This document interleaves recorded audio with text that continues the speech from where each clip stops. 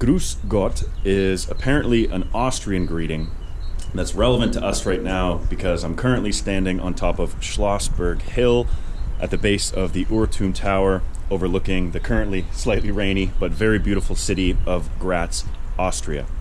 Today is Wednesday, March 12th. I've just come out of my jet lag recovery den, getting here all the way from Canada. And over the next 2 days, I'll be taking a bladesmithing course with a legendary Austrian bladesmith, Tobias Hangler, which means I have today and the weekend to explore the city and hopefully have time to sit down and enjoy a nice beer. So I don't plan on doing too much filming. It's just a 2-day course and I really want to focus on learning, but I'm sure I'll take 18,000 photos. But we'll see you in a few days and hopefully I'll have a nice, beautiful knife. Holy moly pants. Today is Sunday. I'm extremely tired and beyond excited with how Thursday and Friday turned out. Toby is an incredibly talented craftsman. He really makes functional art. Something that I really want to do in Canada with Divide, which is the main reason I came here, was to learn under someone like him. And under his supervision, this was the knife that I forged and crafted, and I'm speechless. It is just a culinary weapon, and it's stunning. So this is a 5-layer laminate steel. In the center is Toby's proprietary ApexUltra, which is sitting around 66 Rockwell, so super high performance, high carbon steel. There are nickel shims, which are the silver parts along the edge and here in the middle of the blade. And the outside is CRV2 with a forged texture along the spine. And I'm a sucker for purple, so I paid a little extra for some poplar. This is my knife, and I'm speechless looking at it. It's really nice. It's really nice. And I'm excited to cut some stuff when I get home with it. It's got an edge on it now. It will shave. It does cut paper, but it needs a little bit more work on the fine stones before I really put this to its test. But the really cool thing, what I love the most, is this knife has an S grind. Basically what that means is there's an hourglass shape. There are 2 bilateral concavities in the middle here, which is why you're seeing the nickel in the middle as well as that shim. I didn't take any videos, but I have a lot of photos. So I think I'm going to get home first, figure out a way to edit and present that on video. Maybe I'll do a little picture-in-picture of me in the corner over the photos, a little slideshow. That might be the play, but I'll do that and then we'll do some test cuts. But this is my knife.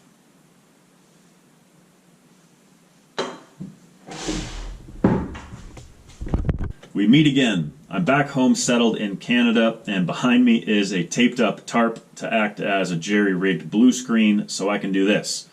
I'm going to put myself down in the corner and walk you through about 45 pictures of the full process of the build of this beautiful knife.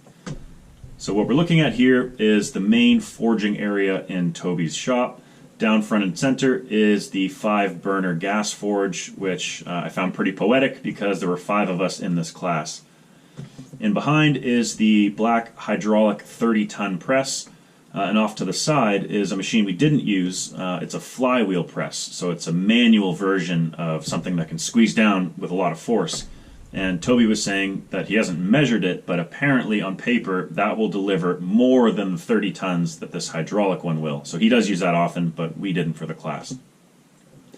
Off to the right are a couple of anvils and some power hammers around the side that I got to use for the first time, which was one of my favorite parts of the 2 days. But step 1 was selecting our steels and cutting out the lengths for our billets. So we have these steels getting cut by the lubricated bandsaw to the correct length. And I chose to have nickel shims outside of the ApexUltra core steel, which is that proprietary steel that Toby helped develop, and 80 CRV2 on the outside. So a few of the other guys in the class chose copper shims and 30 or 80 layer Damascus cladding. So I cleaned up on the grinder the outsides of the core steel and the insides of the 80CRV2 cladding, just to make sure that the steel was completely clean to give it the best possible chance to weld together. Over to the welding table. It was my first time ever welding, and you can tell because I absolutely butchered it. It's not pretty. It ended up working just fine because as long as you seal up the seams, then that serves its purpose, but it was not good. You can see there's about 10 kilometers between my welding nozzle and the workpiece. At the time, I felt like I was touching it, but that's just my inexperience. So here's my Frankenstein billet. I wasn't kidding. Like I mentioned before, it's not really necessary to grind the outside of the billets, but because I had some weld splatter over onto the face, Toby suggested that I do grind this down to make sure that none of the weld steel gets ends up in the profile of the knife. Because the outside perimeter doesn't really matter. We will either cut or grind that away, but on the outside, that weld will still show up. So here's me just grinding that outside clean, and then also squaring up the couple of millimeters of bead that I left around the outside. The other guys didn't really have a lot of welding experience either, so the welds were ugly, but we had a great time. And once our billets were all sealed, we were ready to start heating. So we lit the forge. We all had our designated areas in the forge. Mine was here off to the left. And in the back is the green rolling press. So there are two large roller wheels that are powered once the billet has come up to temperature and either isn't too cold or too hot, which can be a problem. If you're too cold, then it won't weld together properly. And if you're too hot, then you're going to burn the steel. It will bake out the carbon, which will affect the cutting performance. So once we get this hot enough, there's my baby. So once it comes up to temperature, we were checking that with infrared heat guns. Then we would carry it over from the forge over to the rolling mill, and I think we did 6 or 7 heats and rolls, bringing it down to a thickness of 5 millimeters.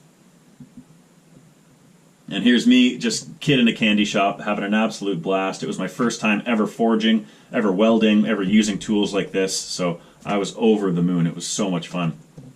In behind me here, this green machine is some kind of cutting die machine. I don't know the name for it, but there are multiple pinch points as it runs where you can cut thick stock of material. So we use the 90-degree corner cutting piece to isolate the tang area. This is going to be where the handle goes. So rather than cutting or grinding, it's much more efficient just to clip it out. And here is a better look at the rolling press that we used. So you kind of throw your billet into this tray. The bottom roller is there, the top roller is here, and this big wheel controls the distance between the rollers. So we went down from our thick billet all the way down to 5 millimeters, and that took 6 or 7 heats. And then because as I put my billet in, I think the 5th time, it went in at about a 45-degree angle, so it squished it out a little bit too wide. So after we had the tang isolated, I took it over to the anvil and kind of shrunk it down just a little bit, hitting it on end, and kind of thinning out the closer to the tip just a little bit. This is one of the power hammers that we got to use, and it was my first time ever using one, and it was awesome. So very quickly, if you're not familiar, the way that these work is it's basically like a giant hammer and an anvil, except it's automated. So you have a foot pedal down at the bottom. As you press on this, it controls the depth of the ram, this is called. This is the moving part that goes up and down, and the stationary anvil at the bottom. So you get your piece nice and hot, you hold it on the anvil, you step on the pedal, and the ram comes down and it hits it very fast and very hard, much better and more efficiently than you could ever do by hand. And a thing that's beneficial to use with the power hammer over the hydraulic press to do any squishing or stretching is with a hydraulic press, you're squishing it slowly. So all the contact time you have is sucking out a lot of the heat, whereas the hammer is just hitting it. So you can work with your piece while it's hot for longer. Now these are drawing dies. So imagine kind of 2 hot dogs hitting a piece with 2 long sections that's going to squish out the material perpendicular to that length. So as you hold it on an angle and you start at the heel and you work your way slowly towards the tip, it's going to make that billet a little thinner and a little longer. And as you can see here, as I zoom in, there's a bit of a cross-hatching pattern. So you hold it on one side from heel to tip on a bit of an angle, and then you rotate it over to keep things even and do the opposite angle so it makes that cross-hatch. And keep that in mind, because as I grind later, you'll see these cross-hatch patterns in the nickel, which is really cool. So here's the billet kind of drawn out all the way to its full length.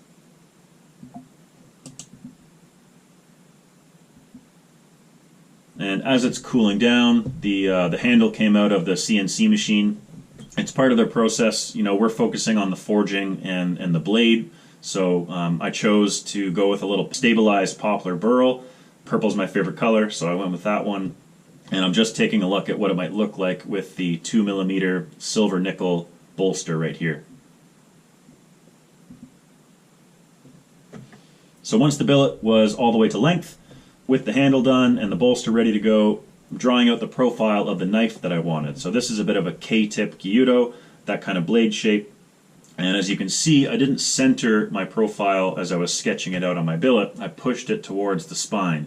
And this is because all of the weld bead that I left in the billet, I want to give the best possible chance that the cutting edge is that clean steel. So I don't really care if there's any on the spine, but I would care a lot if there was any in the cutting edge. But I think that buffer is pretty big, so I was definitely fine. Here is the knife, kind of with the finished outside profile. And if you'll notice, the spine and the tip here are rounded. We're keeping a little bit of the forged texture along the spine on the face, so this was just the order of operations to get that rounded out first. So here's a photo of me rounding out the spine on the platen. You kind of rotate it back and forth to round it out. It just makes it more comfortable as you hold it. So here's the profile pretty much finished, and before we start doing the beveling, we're just going to clean up the forge scale with the sandblaster. So here's Florian, my man Flo, showing us what to do. And then off to the left, this is Marcus, another one of the local guys who is attending the course. This is before and after of the sandblasting, so it shows the color difference of the material and the forge scale that we're removing.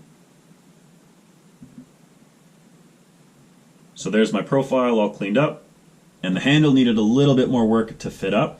And the way we do this, because the slot only goes so deep, is called a burn-in. So Toby's got an induction heater. It's basically a coil, a magnetic coil, that as you put your workpiece in, it heats the molecules up really quickly with a magnetic field. So within 2 or 3 seconds, it's red hot. And you get it red hot, you stick it in the wood, and it burns a perfect negative of the specific tang you're working with into the workpiece. So every time you take it on and off, it's aligned in the same way, so you can really dial in how straight everything is. Just making sure everything is straight and dialed. And here's me very proud with my fit up, and I pulled it out a little bit because that's the space that the shim will take, because there's going to be that little silver nickel shim. I didn't take any photos of the heat treatment process because we were all working there pretty diligently to make sure that our blades were hardened properly. But they have an even heat kiln. Basically, you bring it up to a certain temperature, you follow the process for the ApexUltra steel. We did an oil quench, and then we brought it over to these aluminum plates that are parallel to each other with this vise. And as the blade completely cools after the oil quench, this really helps prevent any warping of the blade due to any stresses between the different metals. And all 5 of our blades came out dead straight, so great system. This worked out really well. While our knives were tempering, this was one of Toby's production knives that was out on the table, and I was looking at it very carefully, of course, but Flo came over to me and said, "Be very careful with that. You're holding 1,200 euros in your hands." So I very, very carefully put it back on the table and backed away slowly. But beautiful knife. The balance on this thing was noticeable. Here's another knife from the class. It's a similar profile to mine, but he decided to do a copper shim and Damascus cladding on the outside. And this is mine with the nickel shim. So between those 2 knives, it looks like the shim steel is really close to the cutting edge, but that's a little bit deceiving because there's still a lot of thickness at the cutting edge.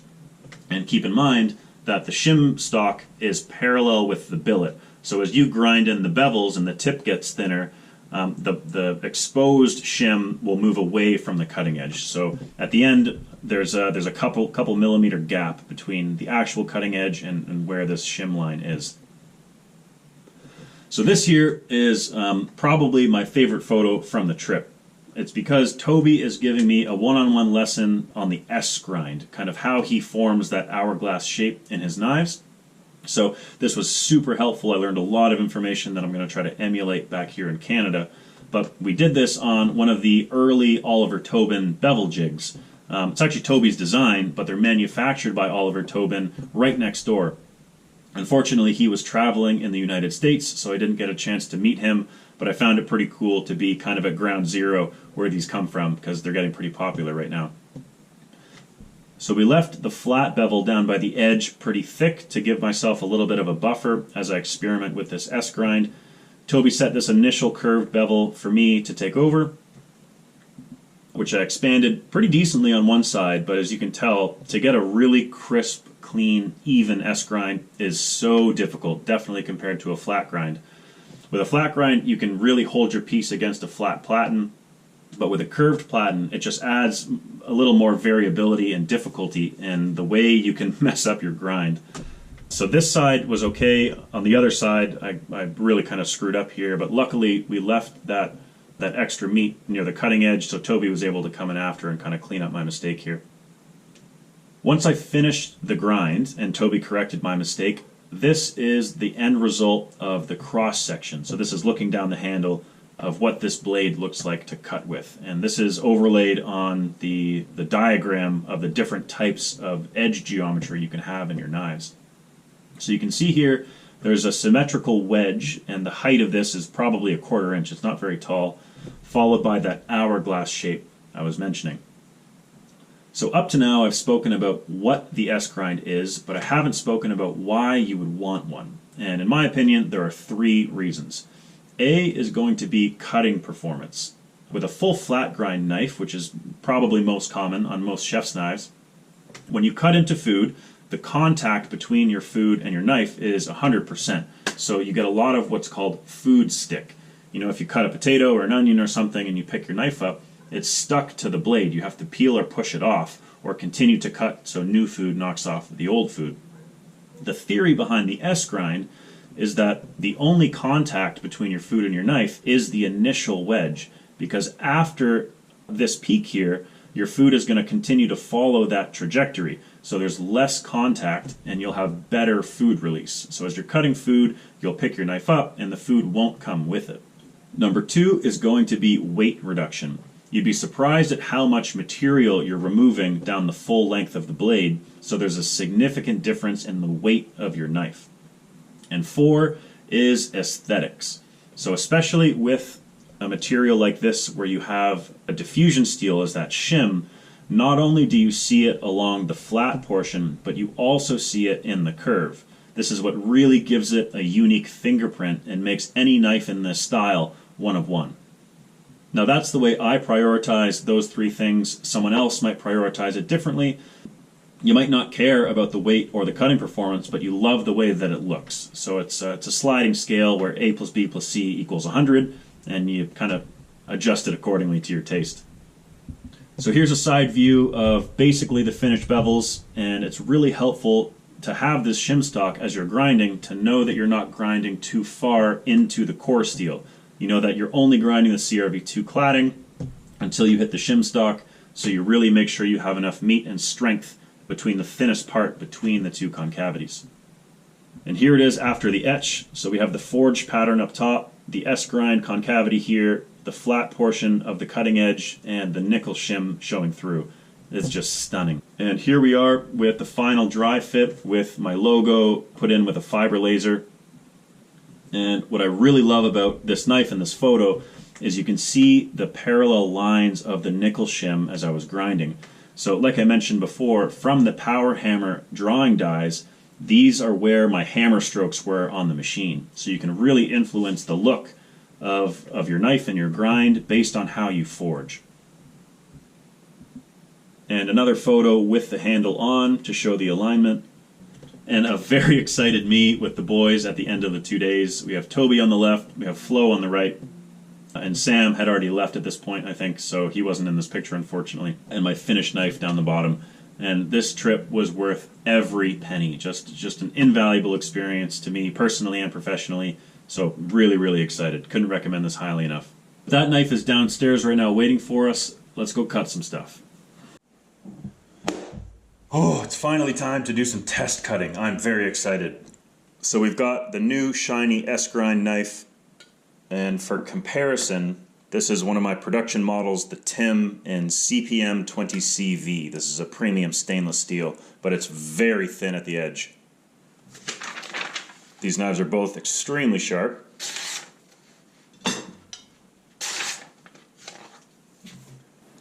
Let's see how they do. First up is the Tim with the full flat grind on a tomato.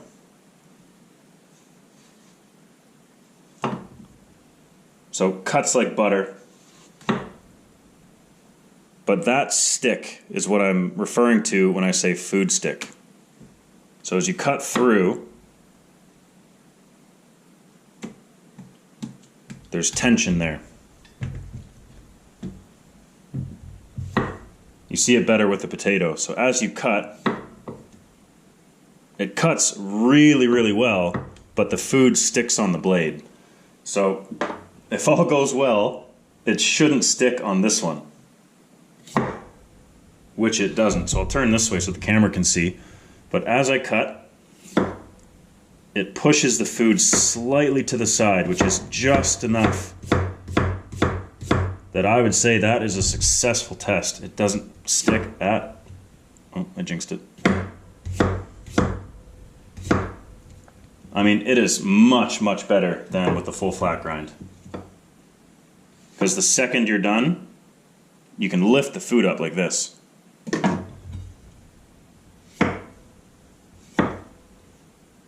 Yeah, definitely an improvement. I'll save these to make some chips.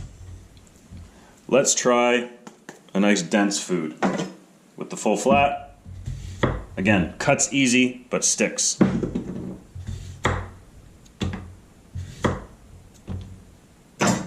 And with the S-grind, nothing.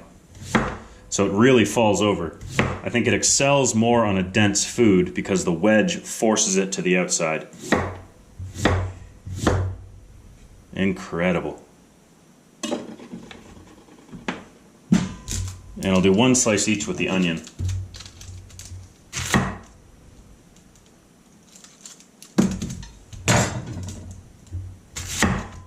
And that falls right to the side. Winner, S-grind, hands down.